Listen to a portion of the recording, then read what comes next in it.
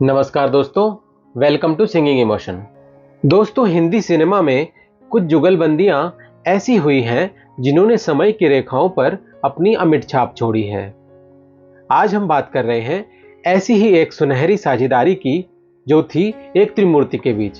जी हाँ दोस्तों, हम बात कर रहे हैं गुलजार, किशोर कुमार और आर डी बर्मन यानी पंचम दा की साझेदारी की। इन तीनों कलाकारों का संगम जब जब हुआ तब तब भारतीय सिनेमा में कालजयी गीतों की रचना हुई। फिर वही रात है। फ्रेंड्स, इन तीनों ही गुणी कलाकारों में एक बात बहुत कॉमन थी जो शायद इन तीनों को एक साथ लेकर आई, और वो थी कुछ नया, कुछ अलग करने की चाह। इसी के चलते गुलजार साहब ने फिल्म मेकिंग और शायरी में, पंचम दा ने संगीत में और किशोर दा ने गायकी में परंपरागत चलन से हटकर एक नए युग की शुरुआत की। तो आज हम जानेंगे कि कैसे एक झगड़े की वजह से इस जोड़ी के मिलने का रास्ता बना, और इस जोड़ी की पहली फिल्म किस हॉलीवुड मूवी की कहानी से प्रेरित थी। कैसे इस हॉलीवुड फिल्म के म्यूजिक नोट्स को पंचम दा ने सरगम में बदला और इस सरगम को किशोर दा ने पहली बार गाया, और कैसे पंचम दा ने बाथरूम में नहाते हुए इस जोड़ी के पहले गीत की रचना की, जो आज भारतीय सिनेमा के बेस्ट फिलोसॉफिकल सॉन्ग्स में माना जाता है। इन सब सवालों के जवाब जानने के लिए इस वीडियो को अंत तक जरूर देखिएगा। तो चलिए शुरू करते हैं आज का वीडियो। आप देख रहे हैं आपका favourite YouTube channel singing emotion.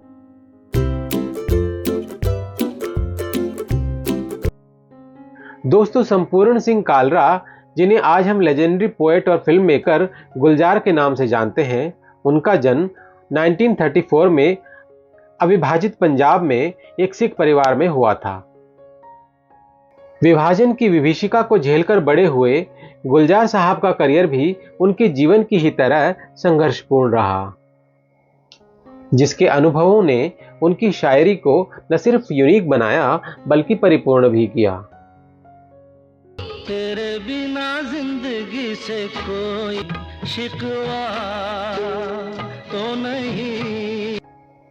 दोस्तों, अगर आप गुलजार साहब की बायोग्राफी पर बना कंप्लीट वीडियो देखना चाहते हैं तो हमारे चैनल पर देख सकते हैं, जिसका लिंक हम इस वीडियो के डिस्क्रिप्शन में भी शेयर कर देंगे।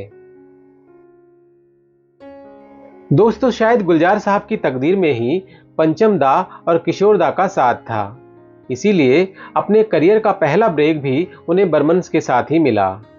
दोस्तों, बर्मन्स यानी पिता एस डी बर्मन और पुत्र आर डी बर्मन के साथ गुलजार साहब के जुड़ाव की शुरुआत बिमल राय की 1963 में आई फिल्म बंदिनी से हुई। पर बर्मन्स के साथ उनकी साझेदारी कैसे शुरू हुई, इसका किस्सा भी किसी बॉलीवुड मूवी से कम ड्रामेटिक नहीं है। दरअसल एक दिन बंदिनी के सेट पर महान संगीतकार एस डी बर्मन और गीतकार शैलेंद्र के बीच झगड़ा हो गया। नतीजतन दोनों के बीच बातचीत बंद हो गई और शैलेंद्र जी अपनी जगह गीत लिखने के लिए किसी और गीतकार की तलाश करने लगे, जिसे वो फिल्म मेकर विमल राय के पास भेज सकें। यही कि लड़कियां सिर्फ चूल्हे चौके में ही उलझी रहा करें और कुछ काम कर ही नहीं सकती। शायद 3 बरस पहले मैं तुम्हारे बाबूजी से सहमत न होता। उस वक्त यही कहता कि नारी सिर्फ कोमलता ही नहीं। दोस्तों, उन दिनों शैलेंद्र बॉम्बे यूथ कॉयर के मेंबर थे, जिसे किशोर दा की पहली पत्नी रुमा गुहा ठाकुरता चलाती थी। बॉम्बे यूथ कॉयर में कई दिग्गज और उभरते हुए कलाकार एक दूसरे से मिला करते थे, जैसे शैलेंद्र, रुमा गुहा ठाकुरता, सलील चौधरी, विमल राय के असिस्टेंट देबू सेन इत्यादि। यहाँ शैलेंद्र जी का मिलना एक युवा लेखक से होता रहता था, और वो उस युवा लेखक की प्रतिभा और लेखनी से काफी इंप्रेस थे। उन्होंने इस युवा लेखक को विमल दा की फिल्म में गीत लिखने का ऑफर दिया। दोस्तों, ये युवा लेखक थे गुलजार, जो कि शैलेंद्र जी की ही तरह बॉम्बे यूथ कॉयर के मेंबर थे और साथ ही जीविका चलाने के लिए एक मोटर गैराज में काम किया करते थे। गुलजार साहित्य में एक लेखक के रूप में अपना नाम बनाना चाहते थे, इसलिए उन्होंने फिल्म में गीत लिखने से साफ मना कर दिया। विमल दा के असिस्टेंट देवू सेन ने भी गुलजार को समझाया कि उनके पास ये बड़ा मौका है, पर वो तैयार नहीं हुए। गुलजार का इनकार सुनकर शैलेंद्र जी को उनमें अपने युवा दिनों की झलक नजर आई। क्योंकि शैलेंद्र भी एक समय ऐसे ही एक रेलवे वर्कशॉप में काम किया करते थे, पर स्वाभिमान इतना बड़ा था कि पहली बार मिलने पर शोमैन राज कपूर से उन्होंने कह दिया था कि मेरी कविता बिकाऊ नहीं है। शैलेंद्र जी, जो गुलजार साहब के सीनियर भी थे, उन्हें पता था कि गुलजार इनकार करके कितना बड़ा मौका खोने जा रहे हैं, इसलिए उन्होंने गुलजार साहब को लगभग डांटते हुए समझाया, तुम्हें क्या लगता है फिल्म इंडस्ट्री में सब अनपढ़ लोग रहते हैं? क्या तुम्हें कुछ अंदाजा भी है कि विमलदा के पास हर रोज कितने क्वालिफाइड लोग काम मांगने आते हैं? आखिर गुलजार साहब ने उनकी बात मान ली और विमलदा से मिलने चले गए, और इस तरह गुलजार साहब की गीतकार के रूप में बंदिनी फिल्म में एंट्री हो गई। सोचिए, अगर शैलेंद्र और सचिन दा का झगड़ा न हुआ होता तो शायद गुलजार फिल्म इंडस्ट्री ज्वाइन ही न करते और न पंचम दा और किशोर दा से कभी मिले होते। बहरहाल युवा गुलजार साहब ने इस फिल्म में अपना पहला हिट गीत लिखा, और जिस खूबसूरती से लता जी ने इस गीत को गाया, ये एक ऑल टाइम ग्रेट क्लासिक गीत बन गया। ये गीत था मोरा गोरा अंग लैले, जिसे पर्दे पर नूतन जी पर फिल्माया गया था। मोरा गोरा अंग मोहे शाम रंग दे दे, छुप जाऊंगी रात ही में मोहे पी का संग। इस गीत की सिटिंग्स के दौरान गुलजार साहब की युवा बर्मन यानी आर.डी. बर्मन के साथ दोस्ती हो गई, पर अब तक गुलजार साहब ने मूल रूप से संगीतकार पंचम दा के लिए नहीं लिखा था। पर इस बीच गुलजार साहब ने किशोर दा के साथ जरूर काम कर लिया था। 1968 में रिलीज हुई फिल्म 2 दूनी 4 में किशोर दा ने गुलजार साहब का लिखा पहला गीत गाया। हवाओं पे लिख दो हवाओं के न जान परदेसियों का सलाम। इसके बाद खामोशी और मेरे अपने फिल्म में भी किशोर दा ने गुलजार साहब की कलम को अपनी आवाज दी और कुछ बेहतरीन गीत गाए। कोई होता जिसको लेते यारो, पास नहीं तो लेकिन कोई मेरा अपना। और फिर आई वो फिल्म जो भारतीय सिने इतिहास की एक नायाब त्रिमूर्ति गुलजार, किशोर दा और पंचम दा यानी आर.डी. बर्मन को पहली बार एक साथ लेकर आई। ये फिल्म थी परिचय। सारे के सारे गामा को लेकर गाते चले। दोस्तों, 1972 में आई फिल्म परिचय एक म्यूजिक डायरेक्टर के रूप में पंचम दा की गुलजार साहब के साथ पहली फिल्म थी। परिचय में उस दौर की मसाला फिल्मों की तरह कोई नायक या कोई खलनायक नहीं था, ना ही कोई गरीब भूख और बेबसी से मर रहा था। परिचय की कहानी कहां से इंस्पायर हुई, इस बारे में जरा कंफ्यूजन है। ऐसा कहा जाता है कि यह फिल्म बंगाली फिल्म जॉय जयंती से इंस्पायर थी, जो कि रॉबर्ट वाइस की Hollywood movie the sound of music से प्रेरित थी। আপনি বোধহয় জানেন না যে এর আগে 12টি গভর্নর সেখান থেকে চলে গেছে। আমাদের ছুটি ছুটি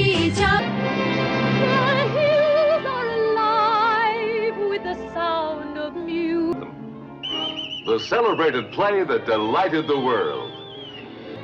How do you solve a problem like Maria? How do you catch a cloud and pin it down? हालांकि गुलजार साहब की इस फिल्म में कहानीकार के रूप में जाने माने बंगाली लेखक राजकुमार मोइत्रा को श्रेय दिया गया था। उस दौर की एक मैगजीन में छपी रिपोर्ट की माने तो गुलजार साहब की तत्कालीन मंगेतर राखी ने मोइत्रा की कहानी रंगीन उत्तरायण पढ़ने के बाद गुलजार साहब को यह फिल्म बनाने का सुझाव दिया था। दोस्तों, परिचय और 1965 की Hollywood film the sound of music की मूल कहानी एक जैसी है।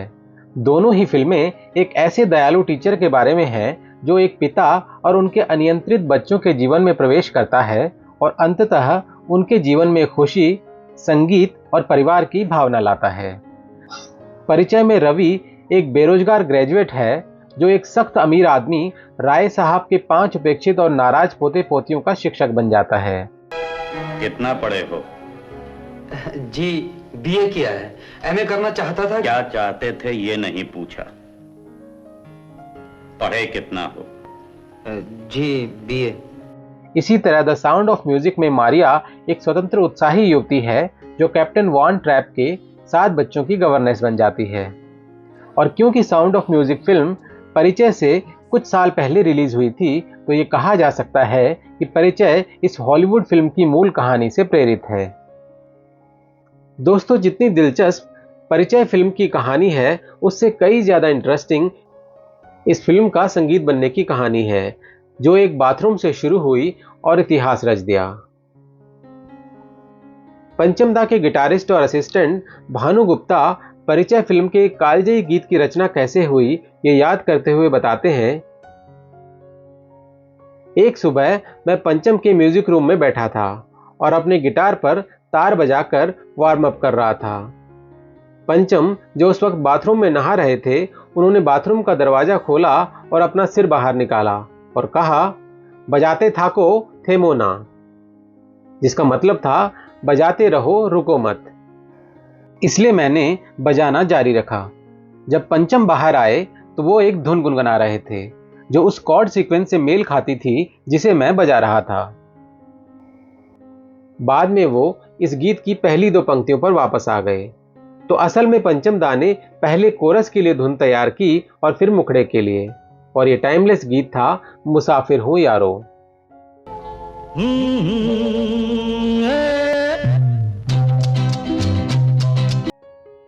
लेकिन गिटार की ये धुन तब तक अधूरी थी जब तक किशोरदा की आवाज ने उसमें जान नहीं डाली थी। किशोरदा ने इस गीत को अपने अंतर्मन में छुपे किसी दार्शनिक, किसी फकीर दरवेश के अंदाज में इस खूबसूरती से गाया कि ये गीत हमेशा के लिए अमर बन गया।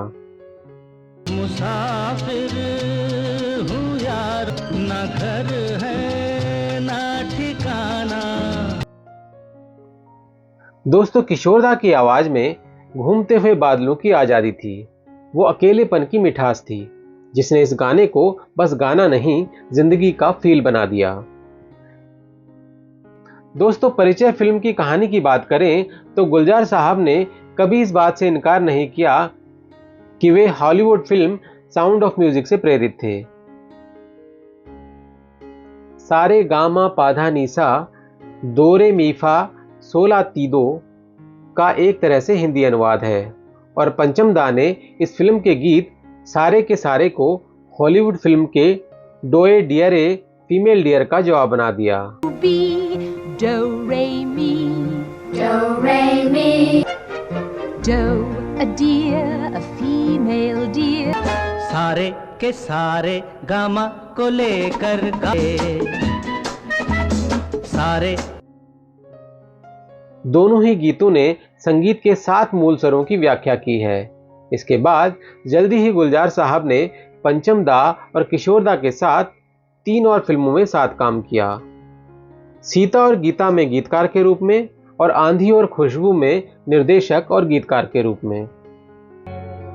तुम आ गए हो, आ गया है। आंधी, खुशबू, नमकीन और किनारा जैसी फिल्मों में गुलजार साहब के भावुक शब्द, पंचम दा के प्रयोगशील संगीत और किशोर दा की बेमिसाल गायकी ने हिंदी सिनेमा को नए आयाम दिए। जहां गुलजार विचार थे, पंचम धुन थे, तो वहीं किशोर दा उनकी आत्मा थे। किशोर दा ने गानों को सिर्फ गाया नहीं, बल्कि उन्हें जिया। जैसे मुसाफिर हूं यारो और ओ माझी रे, इन गीतों का हर शब्द उनके दिल से निकला जिंदगी का फलसफा बन गया। उनकी आवाज में बनावटीपन नहीं था, बस थी तो सच्चाई, आजादी और दिल से दिल तक पहुंचने वाली कशिश। जाने क्या सोच कर नहीं, एक पल रात भर नहीं। दोस्तों, गुलजार साहब ऋषिकेश मुखर्जी और बासु चटर्जी के साथ फिल्म निर्माताओं की उस तिकड़ी में शामिल रहे जिन्होंने मिडिल रोड हिंदी सिनेमा को लोकप्रिय बनाया, जो मनोरंजन से तो भरपूर था ही, साथ ही दिखावटीपन से रहित था। और 70 के दशक के नए भारतीय सिनेमा से ये किसी तरह कमतर नहीं था, बल्कि बेहतर था। प्रत्येक फिल्म ने एक ऐसा मुद्दा उठाया जिससे आम आदमी जुड़ सके और अपनी कहानी को सरल भाषा में, ऐसी भाषा में सुनाया जो आम आदमी के दिलों में गूंजती हो। पर जब बात आम आदमी की हो तो किशोरदास से बेहतर और कौन सिंगर हो सकता था। चाहे वो मेरे अपने और परिचय का बेरोजगार नौजवान हो, आंधी का होटल मैनेजर, किनारा में हालात का मारा इंदर हो या नमकीन का ट्रक ड्राइवर गेरूलाल, किशोरदा ने हर किरदार को अपनी गायकी के अलग अलग रंगों से जीवंत बनाया। कभी शरारती नौजवान की चंचलता तो कभी गहरी और गंभीर आवाज की उदासी और बेबसी। हर किरदार को किशोरदा ने अपनी अनमोल आवाज से बखूबी नवाजा। पे गुजर करते हैं, राह पे रहते हैं।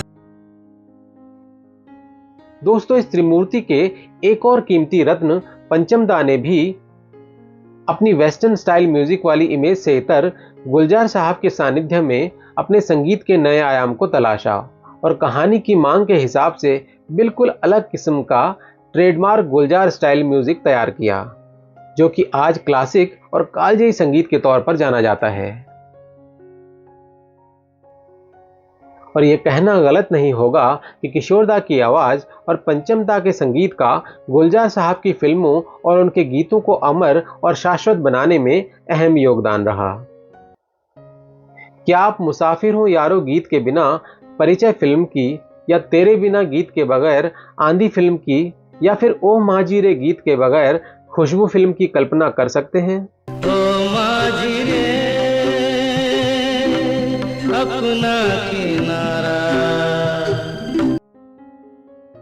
गुलजार साहब की खुद की फिल्मों के अलावा उनकी अन्य फिल्मों के लिखे गए गीतों को भी किशोरदा की बेमिसाल गायकी और पंचमदा के बेजोड़ संगीत ने टाइमलेस और अमर बना दिया।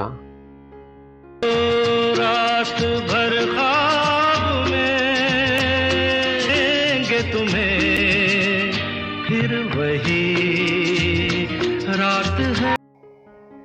अगर शॉर्ट में कहें तो गुलजार एक असाधारण सोच थे, जिसे पंचमदा के संगीत और किशोरदा की आवाज ने कल्पना के पटल से निकालकर ऐसा जीवंत रूप दिया जो अतुलनीय था।